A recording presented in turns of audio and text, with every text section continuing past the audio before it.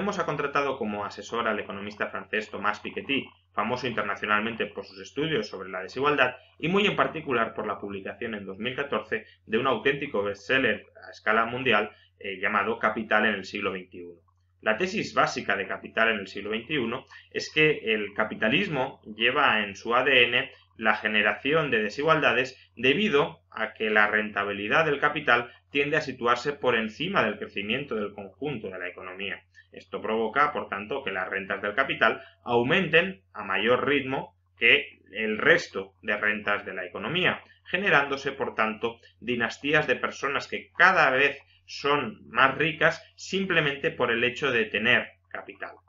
Para frenar, para combatir, para contrarrestar estas tendencias desigualitarias propias del capitalismo, Piketty propone dos recetas. Una, nuevos impuestos sobre el patrimonio, nuevos impuestos sobre el capital, de manera que quienes más tengan, más paguen, no con el propósito de redistribuir esa riqueza hacia los más pobres, porque Piketty es consciente de que la recaudación por estos impuestos no sería muy alta. Su objetivo simplemente es empobrecer a los que más tienen para estrechar las diferencias con respecto a los que menos tienen.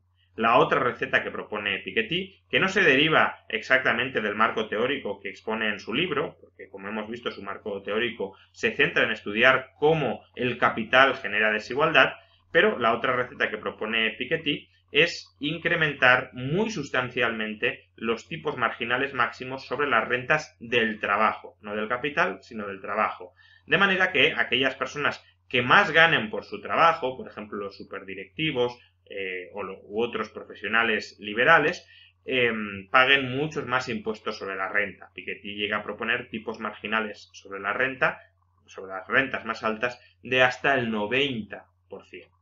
Pues bien, estas son las dos grandes medidas que propone Piketty para luchar contra la desigualdad. Por resumirlas, que quienes más tienen y más ganen, más paguen.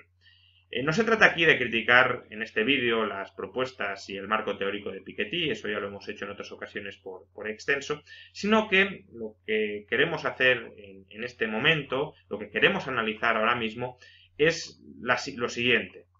Aún creyéndonos el marco teórico de Piketty y aún aceptando que tiene razón en sus políticas aplicadas para reducir la desigualdad, Piketty, sus propuestas, sus recetas, no encajan en la situación económica en la que ahora mismo se halla España.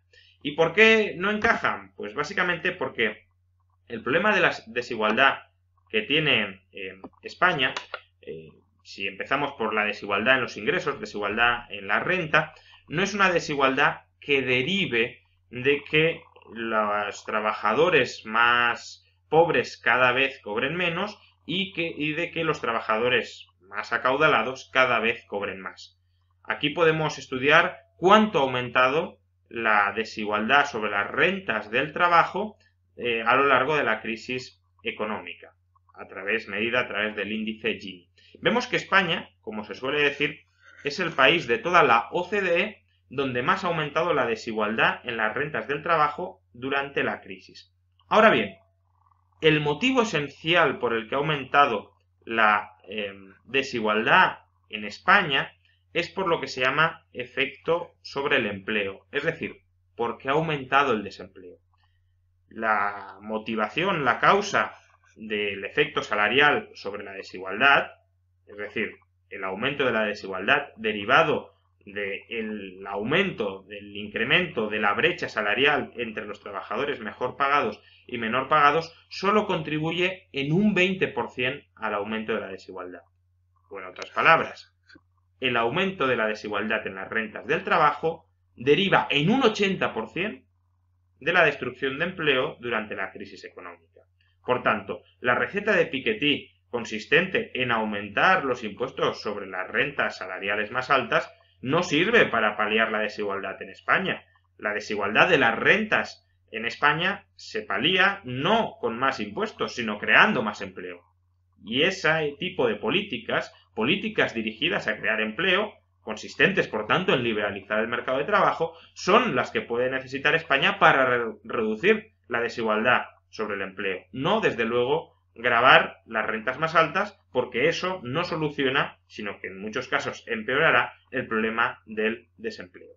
Pero claro, uno podría pensar, bueno, quizá la receta de Piketty para luchar contra la desigualdad en la renta no sirva para el caso de España, pero sí, en cambio, los impuestos sobre el capital, sobre el patrimonio, para reducir la desigualdad sobre o derivada de las rentas del capital y derivada de la propiedad patrimonial.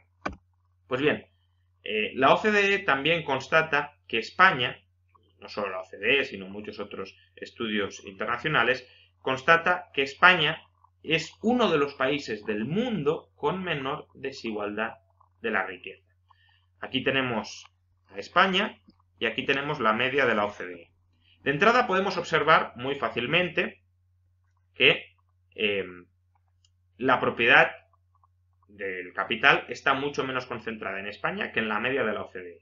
¿Por qué? Porque el 10% de las personas más ricas tienen en la OCDE alrededor del 55% de toda la riqueza nacional, y en España el 10% de personas más ricas tienen algo menos del 50%. De hecho, solo en Grecia y solo en Eslovaquia el porcentaje de la riqueza en manos del 10% más rico de la sociedad es menor que en España.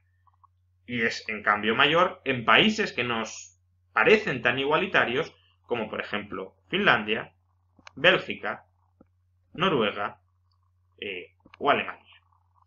En todos estos países la desigualdad de la riqueza es mayor que en España, porque el 10% más rico de la sociedad tiene un mayor porcentaje de la riqueza total que en España.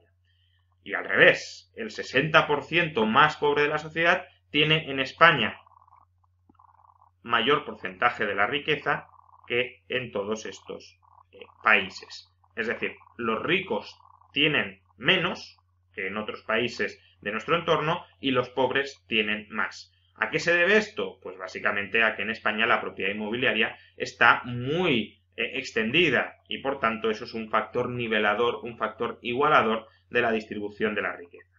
Además, los impuestos sobre la riqueza en España ya son de los más altos del mundo. En España, por ejemplo, la recaudación sobre el PIB derivada de los impuestos sobre la riqueza asciende al 3% del PIB. En cambio, en los países nórdicos, como Suecia o como Finlandia, esta recaudación ronda el 1,5% del PIB. Por tanto, en España los impuestos sobre la riqueza son el doble que en países de nuestro entorno, en países tan igualitarios aparentemente como los países nórdicos. Por tanto, si España no tiene un problema internacional de desigualdad de la riqueza, ni tampoco tiene una tributación sobre el capital que ya podamos calificar como baja, sino más bien tiene una tributación sobre el capital que es de las más altas del mundo, ¿en qué sentido nuevos impuestos sobre el capital son la respuesta para reducir la desigualdad? No lo son. Gravar el capital es gravar el ahorro, es gravar la inversión. Y España necesita muchísimo ahorro y muchísima inversión, por ejemplo, canalizada hacia la creación de nuevas empresas, para recomponer su tejido productivo. Recomponer su tejido productivo de tal manera que permita que cada vez más trabajadores encuentren empleo y a través de ese empleo que puedan encontrar que se reduzca la desigualdad en los ingresos.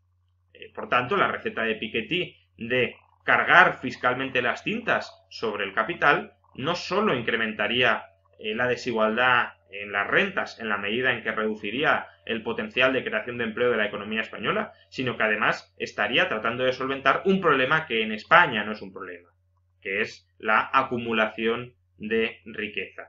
Por tanto, ninguna de las dos recetas de Piketty tiene algún sentido para la economía española, ni siquiera, insisto, aceptando el marco teórico de Piketty, porque obviamente uno tiene que aceptar previo a eso que la desigualdad es un problema, que la desigualdad es causada por los motivos que expone Piketty y que las recetas que propone Piketty son buenas para paliar la desigualdad que deriva de las causas que Piketty aduce.